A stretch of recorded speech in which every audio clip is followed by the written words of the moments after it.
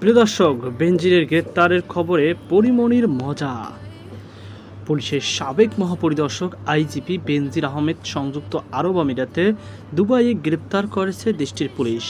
দুর্নীতি দমন কমিশন দুদক করা একটি মামলার প্রেক্ষাপটে ইন্টারপোলের সহযোগিতায় তাকে গ্রেপ্তার করা হয়েছে বলে সংশ্লিষ্ট সূত্র জানিয়েছে। বেনজিরের গ্রেপ্তারের খবর প্রকাশের পর সামাজিক মাধ্যমে ব্যাপক আলোচনা শুরু হয়। সাধারণ মানুষের পাশাপাশি বিভিন্ন অঙ্গনে পরিচিত ব্যক্তিরাও এ বিষয়টি প্রতিক্রিয়া জানাতে শুরু করেন। তাদের মধ্যে রয়েছেন ঢাকায় চলচ্চিত্রের ও আলোচিত অভিনেত্রী পরিমণি। নিজের ভেরিফাইড ফেসবুক অ্যাকাউন্টে বেনজিরের আহমেদের গ্রেপ্তারের খবর সংবলিত একটি ফটো কার্ড শেয়ার করেন পরিমণি। তবে দীর্ঘ কোনো মন্তব্য না করে মাত্র একটি শব্দের মাধ্যমে নিজের প্রতিক্রিয়া প্রকাশ করেন তিনি।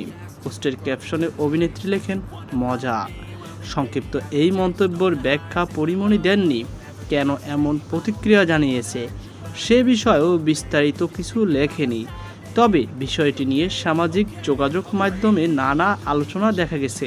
পরিমণির ঘনিষ্ঠ কয়েকজনের দাবি, 2021 সালে রাজধানীর একটি বোট ক্লাবকে কেন্দ্র করে আলোচিত যে ঘটনা ঘটেছিল সেসবের সঙ্গে বেনজির আহমেদের নাম বিভিন্ন সময় আলোচনায় এসেছে।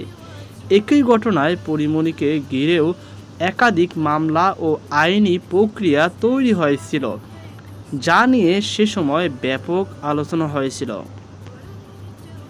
এদিকে বেনজির আহমেদের বিরুদ্ধে দীর্ঘদিন ধরে বিভিন্ন ধরনের দুর্নীতি অনিয়মের অভিযোগ তদন্ত করেছে দুদক।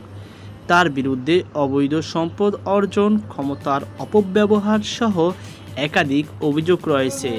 এসব অভিযোগের কিছু বিষয়ে বর্তমানে আইনি প্রক্রিয়া চলমান।